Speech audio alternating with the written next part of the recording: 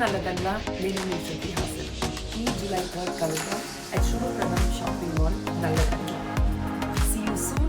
Unbeatable prices. తెలంగాణలో అధికారమే లక్ష్యంగా బీజేపీ అడుగులు వేస్తోంది. ఇందులో భాగంగా జాతీయ నేతలు తెలంగాణలో వరుసగా పర్యటనలు చేస్తున్నారు. తాజాగా కేంద్ర ఆరోగ్య శాఖ మంత్రి జేపీ నడ్డా తెలంగాణలో పర్యటించనున్నారు. ఇవాళ తెలంగాణకు రానున్న ఆయన పలు కార్యక్రమాల్లో పాల్గొననున్నారు.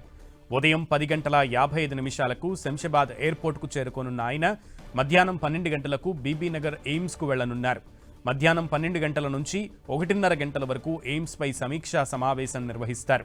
2:45 బీబీనగర్ ఎయిమ్స్ నుంచి బయలుదేరనున్న నడ్డా 3:30 బీజేపీ రాష్ట్ర కార్యాలయానికి చేరుకుంటారు.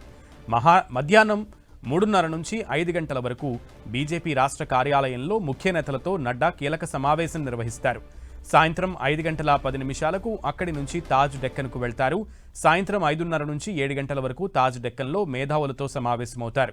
అక్కడి నుంచి రాత్రి 7:10 బయలుదేరి శంషాబాద్ ఎయిర్పోర్టుకు వెళ్తారు. రాత్రి 9 గంటలకు శంషాబాద్ ఎయిర్పోర్ట్ నుంచి ఢిల్లీకి తిరిగి వెళ్తారు.